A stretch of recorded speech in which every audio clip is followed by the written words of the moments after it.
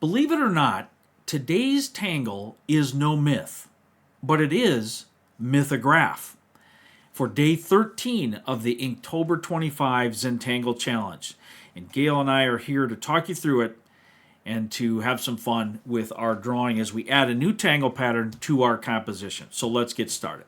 So as I said, today's tangle pattern is Mythograph by Zentangle, and I'm going to add it right over here on my composition. I decided, even though I didn't intend it that way, that these look too much like UFOs to not have some kind of UFO-like stuff coming out of them, or alien-like stuff.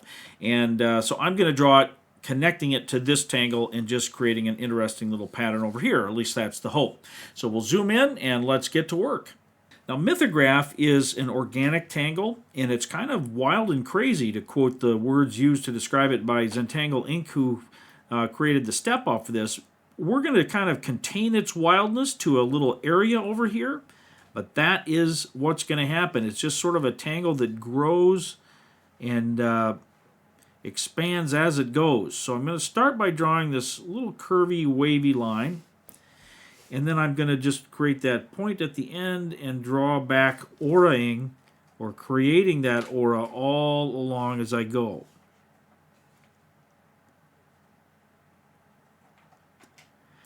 And then off of this central stem that we've created, we're going to draw some other little wavy lines, very similar to this initial one. It's kind of like that other tangle pattern, Gayle. What is it called that you like to draw, the leaf one? Vertigo? Yeah, vertigo, exactly. Vertigo, very similar to vertigo. So we're just going to draw these additional little branches, if you will, in varying places. And they point in different directions, but they just sort of are looping off here from that central stem.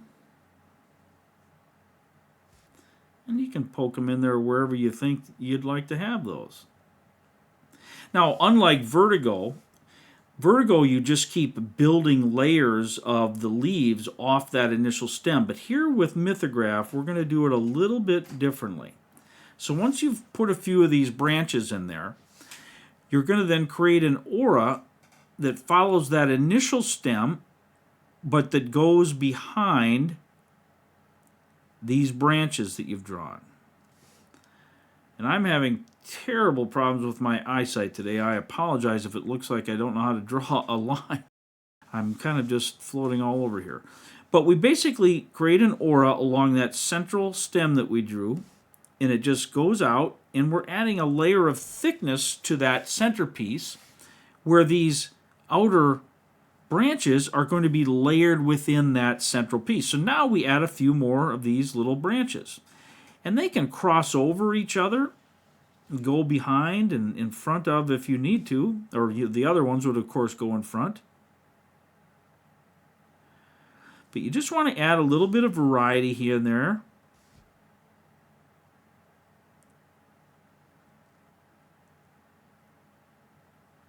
By creating a little bit of overlap, it also makes it more interesting and more dimensional as you get to the shading portions later. All right, so I've added a few more. Actually, I'll add one more down here. And now we're going to create another layer of that aura following these central pieces and just coming along underneath or behind the branches, both the ones we just drew and, if necessary, the other ones that were already there. And as far as the thickness, you're just going to have to proportionally do it into the size of your space, obviously, but also overall. You wouldn't want these to be super thick and these to be super thin and so on. So there's some uniformity to the shape, at least as it's originally designed. But of course, with Zentangle or any kind of pattern drawing, you can modify it and create your own version of it as often or as unique as you'd like. So there's no rule about that, just showing you kind of that original step out. So I'm going to add a few more of these offshooting branches.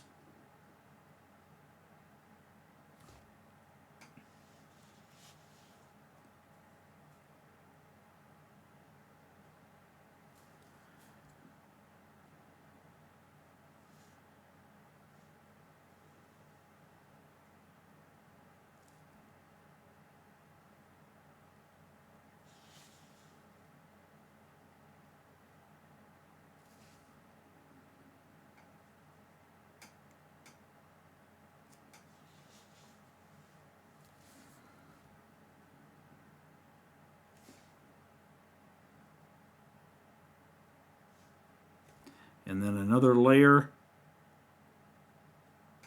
of that central ever-growing trunk, if you will. It starts out as a little stem, and then as we organically draw this tangle, it becomes more like a thick tree or a trunk of a heavier plant of some kind.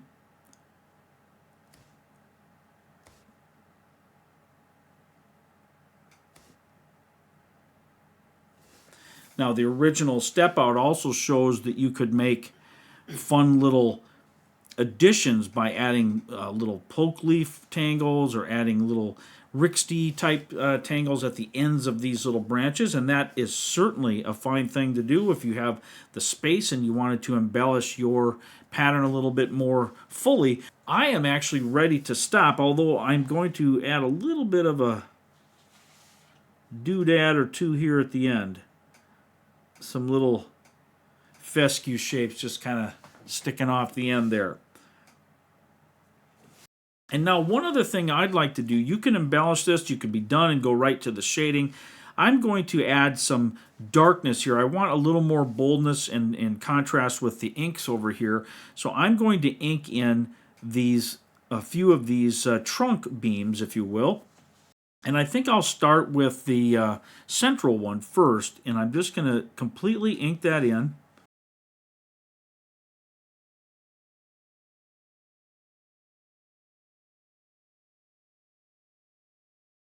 All right, and I think I'm also then going to alternate. So now I'll jump here, I'll skip one, and I'll jump to the next one and ink that in as well.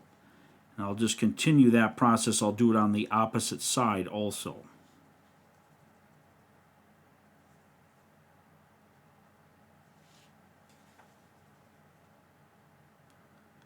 And wherever I come up against those branches, we didn't have that problem in the center one since they all come from there. But when I run up against those branches, I'm going to ink as though it's going behind those branches.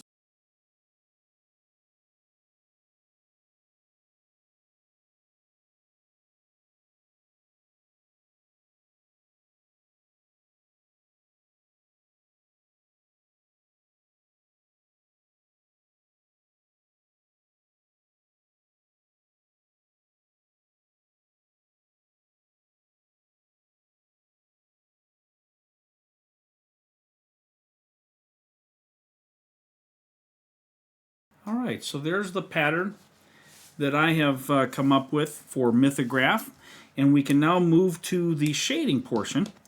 Now, shading this tangle can be a little bit difficult because its component pieces are all quite small, and so it's hard to really create a contrast there.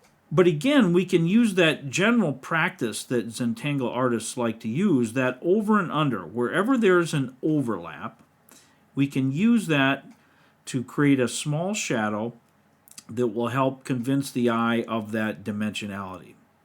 So that's what I'm going to do here.